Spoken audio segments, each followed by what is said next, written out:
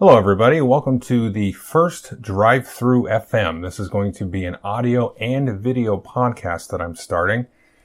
It's going to be live on the YouTube channel as well as at the Drive-Thru Review audio feed. This is meant to be just listened to, but I will have kind of an enhanced podcast with pictures and things to kind of go along with the topic. Recently, I've had some topics floating around in my head. Specifically three, and the first one, as you can see, is called the importance of setting. And I'll get into this topic a little bit later, but I've kind of had in the back of my head to do more of a audio type of podcast here and there. I enjoy listening to The Secret Cabal, Rolling Dice and Taking Names, several Warhammer podcasts, and so on and so forth. And so I thought I would give this a little bit of a shot and try to do something a little bit different. And kind of the catalyst for this was that I have basically 5 games that I sort of want to review, but I didn't really like enough to do a full video review about. They aren't also necessarily games that I would blacklist. If you're familiar with my channel, you might know that from time to time I'll do like a blacklist and kind of collect sort of the negative reviews all at once and kind of give maybe a 2 to 5 minute rundown of those games. There's probably a couple on this list that are sort of teetering on the blacklist, but I can find merit in some areas. So I thought I would just go through those. And it kind of will serve to drive home the importance of setting and why I'm kind of bringing that up here in terms of my perspective on, my assessment of the games. But first, let's just jump into what has been going on, what I've been up to.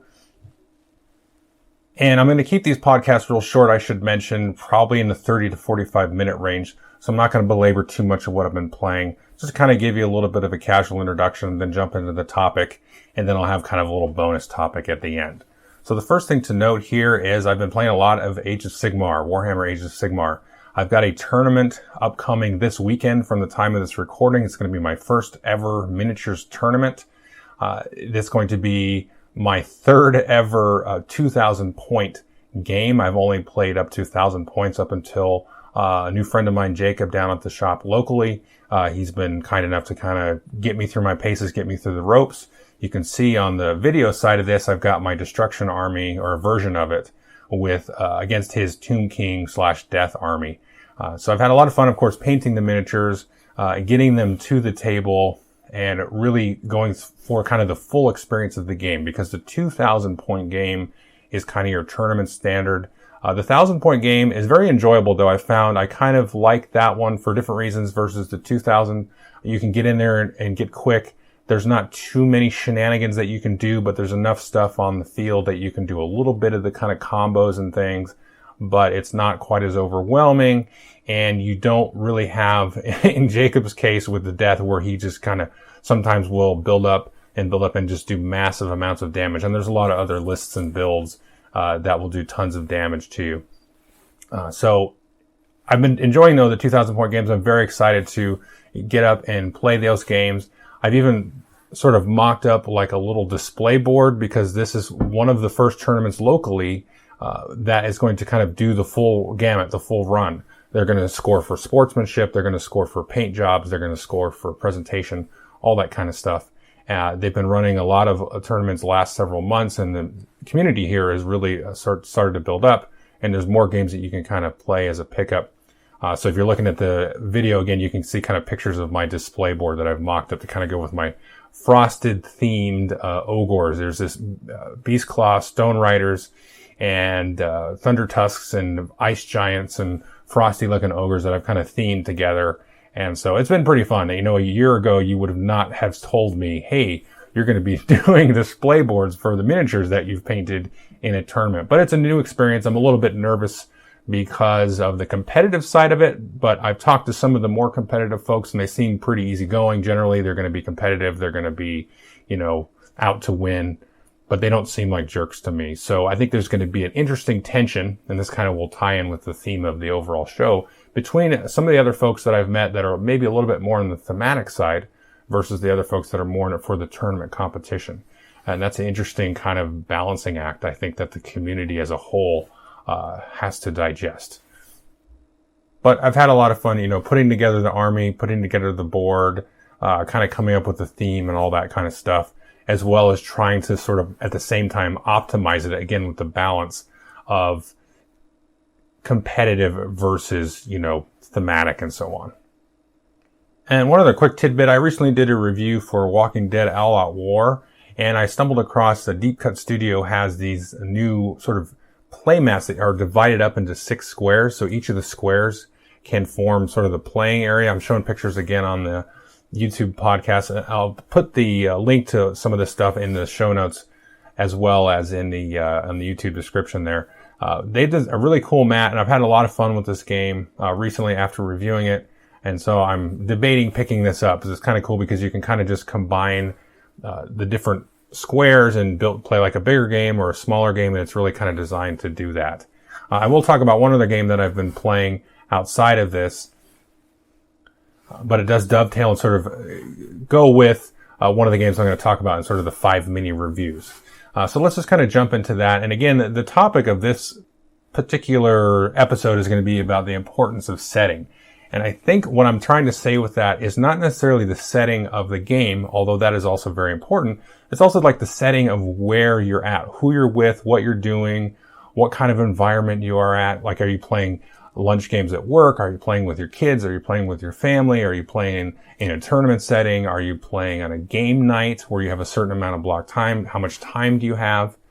And so that's very, very important when assessing a game in terms of reviewing it, especially because you have to kind of take a step back and figure out, okay, this experience really worked. This experience didn't work at all. Was it the people I was with? Was it my mood? That kind of stuff. And the first game I want to talk about is the Rune Wars miniature game. Now, this is a new game from Fantasy Flight.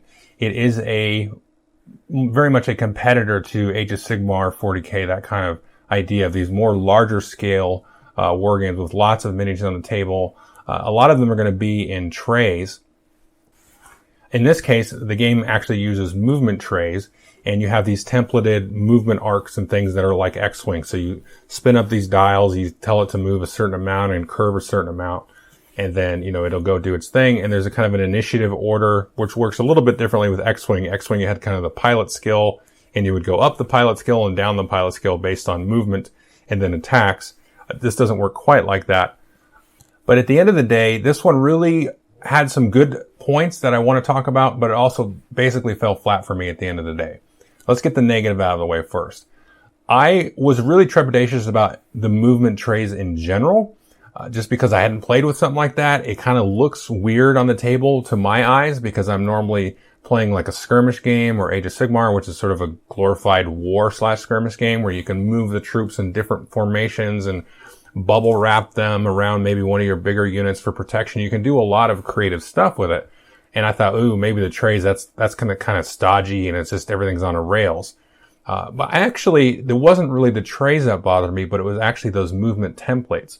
So when you pick a movement, you have to move that distance, and there's no question about it. And with some of the units to actually pivot and rotate and change the direction that you're heading, it's a little bit tricky depending on the unit that you have.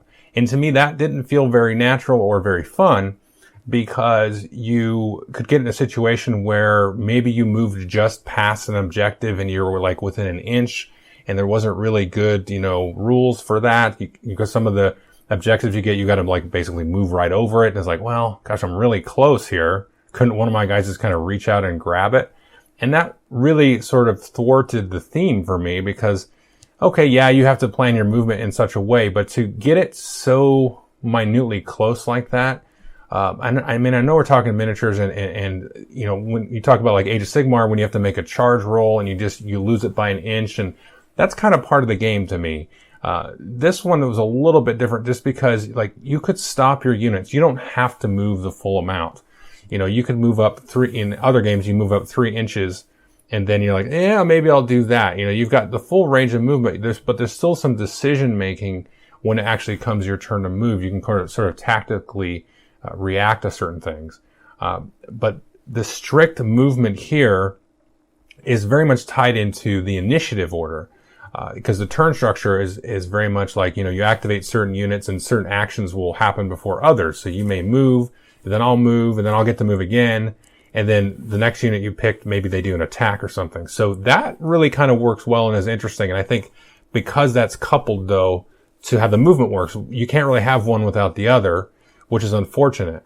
Now they do some nice things with the combat and getting rid of like the buckets of dice thing. I think that's overblown as a crappy mechanic. I don't think that's such a crappy mechanic, having played enough games of Age of Sigmar now and some other games like that. I think there's some merit there, and that's probably another discussion I can have. It's a very freeform mechanic, but they did a pretty decent job of sort of leaving that for folks that don't like that, with how you kind of resolve combat based on the formation of your units and how deep and long your trays are and all that kind of stuff. So that was pretty interesting. The miniatures and everything, the components are fantastic. I've been shown on the YouTube pictures from Zerastro, his paint jobs that he does. He, as a YouTube painter, he does all kinds of different games on the side, mostly board games like Descent and everything. And he's done a great job sort of getting the lead out and painting some of these very early. He makes them look fantastic. They're great miniatures. There's also some folks I'm going to show pictures of here. They have sort of built 3D versions of the little 2D terrain that comes in the game, and they've done a fantastic job. The game does look fantastic on the table, and I think a lot of folks that are new to miniatures will get a kick out of this. And if you're an X-Wing fan, you might still like it. I think, like I said, for me, the movement and everything, it really kind of goes against all the stuff that I really enjoy in other games. But the nice thing about this, in talking about setting, is this is a brand new game. It's a somewhat familiar system. If you played Armada and things that you could get into, the component quality is high. Fantasy Flight have done a great job of putting out how to paint instructional PDFs and things. And, they have kind of a deal, I guess, with Army Painter, so you can get the right paints and everything. So it is a very cool way, I think, to get into miniatures if you're not into them at all. And then, kind of make this your first miniatures game. You do get enough kind of variability in the box to play around with a few of the different powers, although that would be one of my other knocks on it. I didn't find those powers very interesting, but it's also because the game is brand new. Like a lot of these other miniature games, there's like 15 different factions that you can choose from, and a variety of crazy units and powers and things that you can sort of pull from to be very creative when you build your lists and build your armies. There's not that here, but the game is brand new, so you wouldn't expect that, obviously. But I think there's enough there for kind of a new game experience. You're going to get, let's say 10 plays out of it at least, and get yourself into and familiar with miniature games. So I think the game does have merit for that. And I think if you've not played miniature games, it's worth getting. You got enough figures in the box to go two sides, and then maybe grab a couple expansions if you enjoyed it. So it does have merit, but from my perspective, as what I've started to enjoy with miniatures, it didn't really sink in at all. The next game I want to talk about is something completely different. That's Balloon Pop from Tasty Minstrel Game. And this is one I think would be very, very fun with kids. It's kind of your roll and write game where you roll some balloons and you mark down the different colored balloons that you rolled. And then you can kind of do sort of a reverse Yahtzee one where you have to start adding dice to your roll. And you have to be very careful because you don't want to roll the same balloon too many times, or it'll pop. So as you're marking off the balloons that you roll, your score is going up and up and up and up. And then if you get to the top, it's going to pop and your score is going to drop pretty dramatically. So once somebody triggers a pop on their little sheet, then you're going to have to stop the round and score. And once you've had 3 pops or 3 rounds, then you score. My problem with the game is that those last 2 rounds are very anticlimactic because usually you have like a pop, maybe on that first turn. Definitely in the 3rd round, it's just somebody's going to pop again, and then it's not that interesting. But I can see with kids, it's a very cool introductory thing to probability, chance, all that kind of cool stuff. You kind of just saw how the game is going to go, and that's it. And so it's very pure, basic, simple chance and probability discovery, but doesn't really offer a whole lot, beyond that. Now, the next game I'm going to talk about is Jiraku, and I want to review this game. It is coming out, I believe, later in the year by Tasty Minstrel Games. This is a game that comes from Japan, and it's a very, very interesting trick taker / area control game. So you play these cards, you put out these cubes, and you control different areas. And it's a traditional trick taking game. You're going to lead with suits, and you have certain cards that will maybe trump other cards from other suits. And based on the card that you play, you can push and move and add cubes to different areas of the board. And then the different areas are going to change over the different rounds and what they're going to be worth during scoring. This may be the best trick-taking game I've ever played. It's a fantastic game. I just wanted to mention this one because I really want people to try this and take a look at it. You can still find the Japanese copy around now, but I believe they're going to do like a deluxe version of it at some point. But this is one, again, I want to review, I want to talk about, but I don't have a copy myself. I just had a chance to finally play it in my group. And this is one that's really stuck around. I believe it came out almost 2 years ago or a year and a half ago. And I should say, have been having a great time with it. I haven't had a chance to actually get a game of it in, but it keeps coming out, and it had kind of gone away for a little bit because I think they played the heck out of it. And then they brought it, and I was like, man, I really need to try that because you guys have raved about it. And I got a chance to try it. And, it was really, really fun and very, very interesting. And I'm one that really likes that trick-taking thing because we can get this easily played at work at a lunch hour.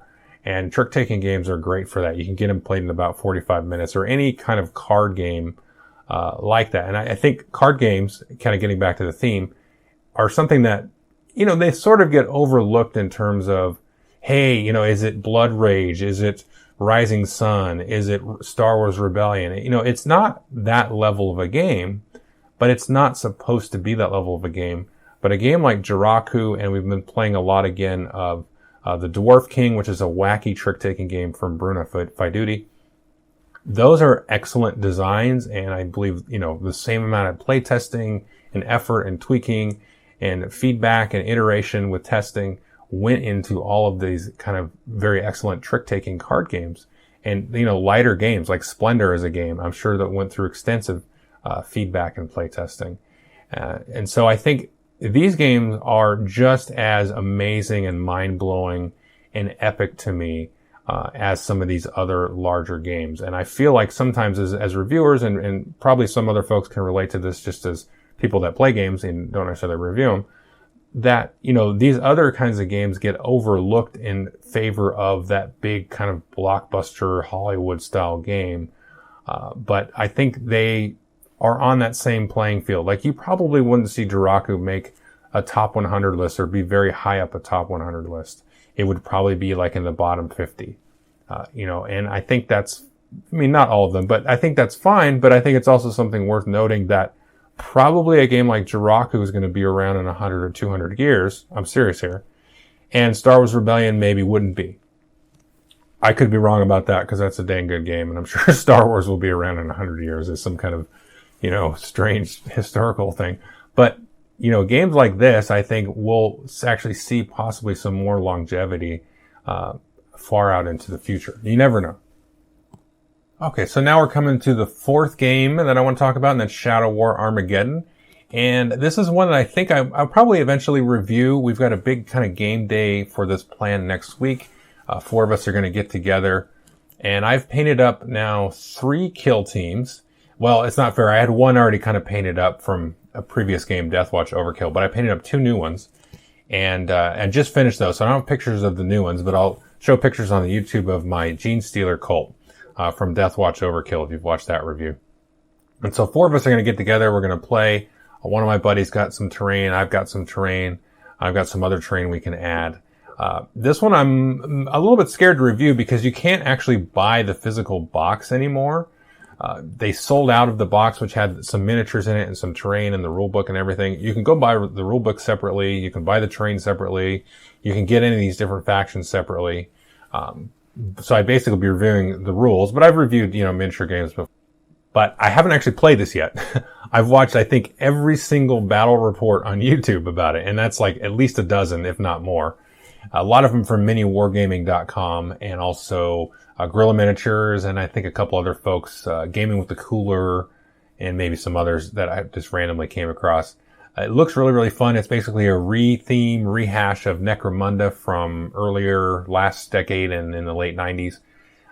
Very kind of a Dead Zone thing. If you've seen my review of Dead Zone, this is a little bit more, old school mechanics, a little bit more Ameritrashy than Dead Zone. But it looks pretty fun. And we're all excited to really give it a try, go into the campaign and the narrative side of it.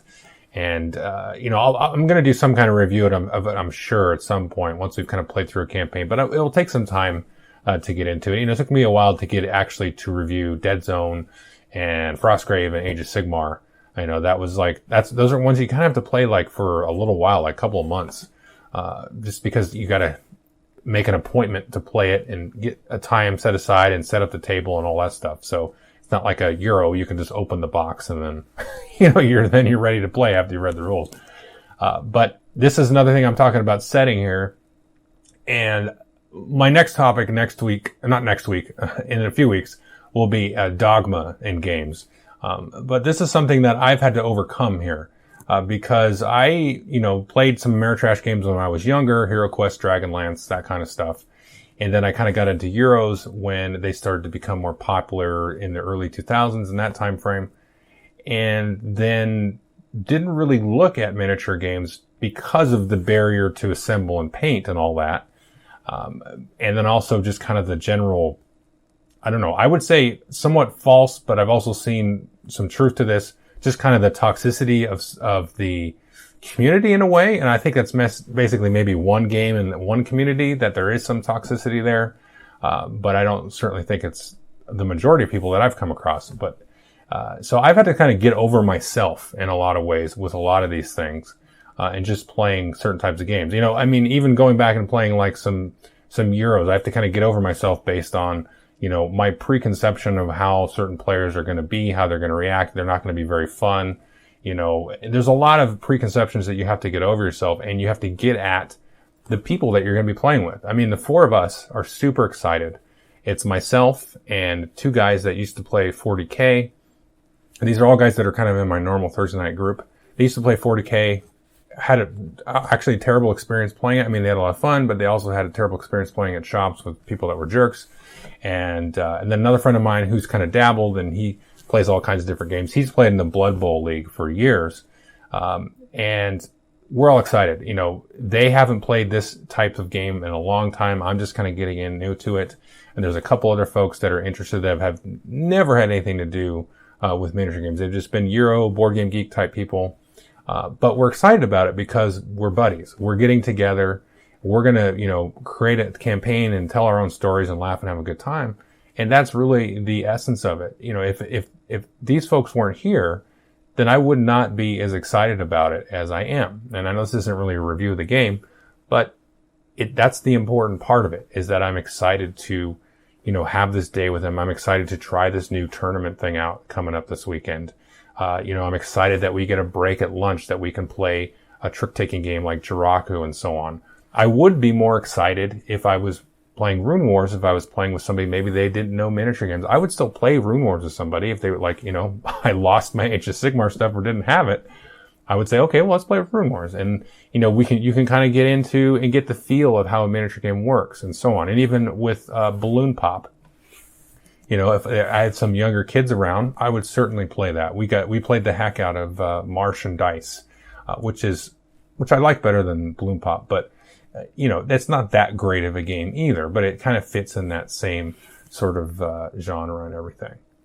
Now, the last kind of review here, and this dovetails into a game that I am going to review. Actually, the review should be coming out the same week as this.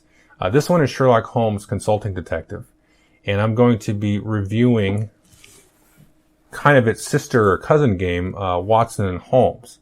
Now, I've tried to play Sherlock Holmes Consulting Detective twice now, and I cannot get into it. And I feel like a bad person because I can't get into it. We tried it twice, and it's just, there's like too much reading, basically.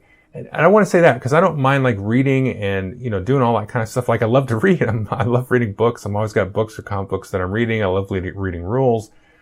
But there's something about this situation or this setting that I just can't get myself into. I feel like I don't want to play this with other people. I want to play it solo. And I've sat down to try to play it solo, but it's just, I don't know. When I'm doing it, I'm like, I want to be playing a game with people now. I don't want to be doing this by myself. I'd rather be reading a RPG book or something. I feel like, I'd rather be reading some other kind of story. It's very, very strange because I feel like this is a game I should like, but it feels like homework. Like I'm just trying to, draw these different clues together. And I think maybe, I'm one of a few people that just doesn't enjoy this game, and I can't figure out why. I feel like a bad person. Like I said, I feel like this should be a great experience to get together. Now I do like some of the escape room games. Had a fantastic time playing a couple of those with my family. And I like doing escape rooms in general. And maybe because there's a little bit more sort of tactile, visual type of things. There's different kinds of puzzles and clues that you can put together. And this isn't so much like just fishing out red herrings. Now, one thing I hate about escape rooms is if there's too many red herrings. You're like, okay, this must be a clue to go down this path, and it turns into be just a complete waste of time and a dead end. And it's like, yeah, that's kind of realistic, but it's also kind of annoying to me. I don't know. I have a special penchant for annoyance when it comes to that. Now, the sister game, Watson and Holmes, is basically the same game as this. Now, you don't have newspapers and the book where you look up the addresses of the people and the little, storybook entry kind of thing. It doesn't have that. It has just a bunch of cards and you do worker placement, but you're playing it competitively. So in a sense, there's more of a built-in player-to-player timer of who can figure this out first. And that really has added a lot of enjoyment to it. And there's also a little bit of bluffing, because after you've gone and investigated a location and there's some cards there, and you're like, okay, yeah, there was nothing on that card that was worthless. And then people are like, yeah, you're full of it. And they go to check out the card. That added player interaction and that heat that comes from the competition of trying to be, this is going to be funny, the smartest one, the first one to figure it out is really, really cool. Now, saying that, I'm also terrible at both of the games. So maybe that's part of why I don't really like the Sherlock Holmes Consulting Detective. But even, I played just the 2 cases in the other one. That one, even though like the first case, I looked at every single card and I still couldn't figure out what I got like 1.5 of the questions right. Cause in Watson and Holmes, you have 3 questions and you have to say, who did this? How did they do this thing? And XYZ. And I answered like 1.5 questions, but not completely. And the third one I was just like completely way off on. And I'm like, man, I read every single card and I still didn't get that. So I'm not very good at these games. So take this kind of with a grain of salt. But there's something for me about the change in setting between Sherlock Holmes Consulting Detective and Watson and Holmes, where you have that player interaction, the player competition, the deduction, the bluffing of not just the clues, but of each other and how everybody's reacting. That just elevates the game for me, in that way. And I think I just want to kind of close out the topic with that idea of setting is that the other players are so important. And it really kind of, to me, transcends, the review of the game. I mean, unlike any kind of other art form or media, you've got movies, music, television, whatever, comic books, paintings. None of the other people that you may be viewing or listening to that with matter as much as if when you're playing a game, because you really need everybody, again, to have a good attitude. They got to be into it. All that kind of stuff has to kick in and click in. And that's so important. So it's hard to actually review these things in isolation as you might. Now, nothing you review in isolation, because if you listen to an album and you were to review that album compared to other albums, I mean, nothing is in a vacuum. Now, just kind of a insight into me is, I literally never read album reviews or music reviews ever. I rarely do it with movie reviews. Sometimes I will watch like Angry Joe Show and Emergency Awesome on YouTube, but not so much from the sense of like, I'm going to watch it to get a review. It's always after I've seen the movie, not beforehand. Well, I wouldn't say always, 100% of the time is always hard to achieve, but 90% of the time, I'm not going to watch a review before the movie. And I'm just going to go see if they maybe picked out some of the certain plot lines and stuff. Like if I didn't like the movie, I might scan the review and not really care what they say. But it doesn't really impact me at all. I'm not that really interested in what they have to say. It's a very selfish viewing of a review for me. But with games though, I do find myself picking up other people's reviews and stuff. And maybe that's just because I'm more into games than movies, that kind of thing. But there's just a lot of sort of wheat that you have to sort of chafe away to really get at what makes the game good and what gives it merit and everything. And I think obviously the designers, they go into that knowing what kind of setting these games are going to be best in and how they're going to work best. But it's a very, very tricky thing a lot of times because you don't really know. You get a game. A lot of times I just get a game in the mail these days and it just shows up and I'm like, okay, so who should I play this with? And I have to kind of deduce what kind of group this would work with. Like let's say Martian Dice, for example, just off the top of my head, actually, we played it in a game group and enjoyed it fine enough, but it's not the kind of game where they really got into it too much. But like Exploding Kittens, which is another one, which is a better example, my lunch group, we really have enjoyed that. It's a stupid, silly game. But taking that to a game night situation, I don't even know so much that it's the guys and girls in my group, because none of them really liked it. I think some kind of liked it, but there was not a lot of good reception to that. And I don't think that's just because of them. I think it also has something to do with kind of the game night situation. Because you're game night. You want to play that big epic game, or at least a game, on the level of Jiraku or something. You don't want to just waste your time.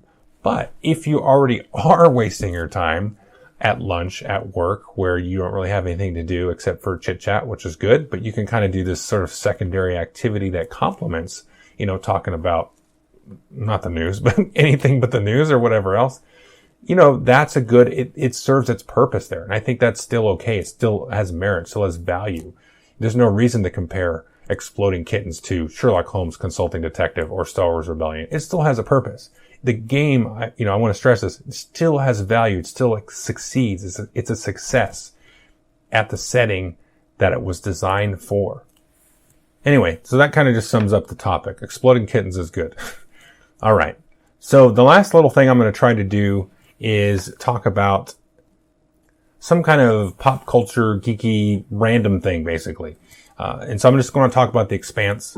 I watched the first season to finish that. I'm going to hopefully start the second season soon. There is a board game version coming out, I believe this summer, maybe at Origins. I'm very interested now to check out.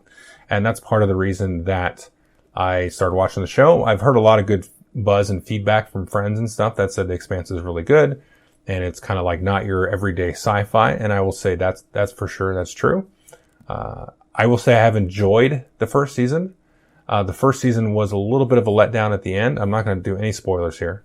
But it still keeps me very, very interested into, the second season to see where some of the characters go and, see where their overall plot goes. I will say I wished that the show wasn't quite as plot heavy as it is. Some of the different characters are there. Like there's a sort of a policeman and there's the one kind of miner. He seems like the main character. He's like a space miner type of thing. Those two folks seem like very, very strong characters. And some of the policemen and his friends and some of the underworld folks he has to deal with. And then the miner and kind of his group of people, that are with him, throughout some of the events that happen. There's some interesting characters there. But some of the political figures and some of the counter political figures, I'll just mention it that way, are not interesting to me. Those parts of the story that are just kind of serve to move the plot and the political machinations and stuff, they're kind of trite, I gotta say. And some of the dialogue's very like, oh, I knew they were going to say that about a second before they said it. But the special effects are pretty good for TV. The special effects in what they choose to show, I think, is cool. Like, because they show how gravity works and space travel, and they kind of get in sort of the gritty realism of all that, and that's really neat. I definitely recommend the show. Give the first season a watch. It's a little bit dark. It's a little bit gruesome, so, just know that going in. But I'm definitely now interested in playing the game, and I think the game is going to sort of cover season 1 and season 2, because at the end of season 1, you kind of don't know who's doing what exactly in terms of the main plot. So I feel like that maybe this must cover season 2, based on the mechanics and stuff that I've read. It's sort of like a multiplayer Twilight Struggle kind of thing with card play and area control.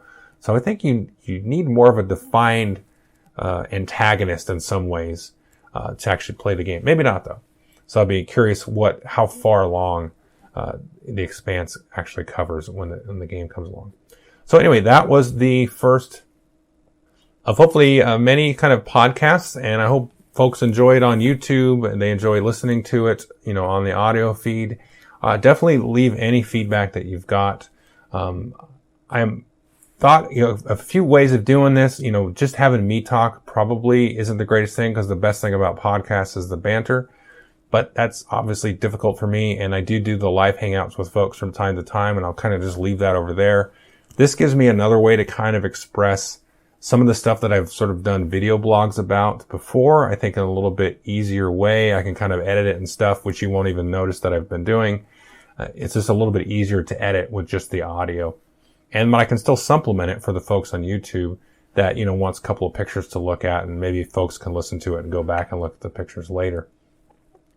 But it's not to say that I won't have guests on at all, but I'd like to keep the audio decent quality, and sometimes that's hard with remote guests. And let me know what you think about. I'm just going to stuff this in the same Drive-Thru Review audio feed. That it means if you're subscribing just for this, though, you're going to get all of the audio reviews in your feed as well. So if you're subscribing like on iTunes or your phone, you're going to get those downloaded. And I usually do, 1 to 2 a week.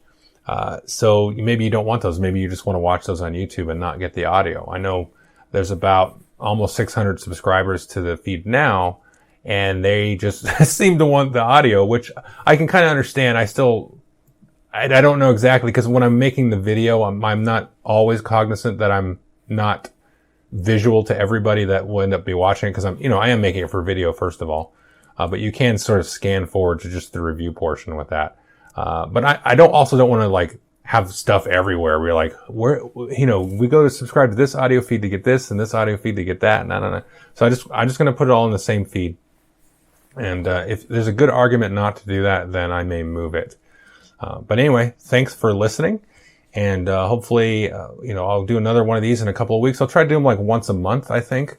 And, this gives me time to make a little bit of notes, add some games and some examples and stuff, and sort of just slowly build the topic up.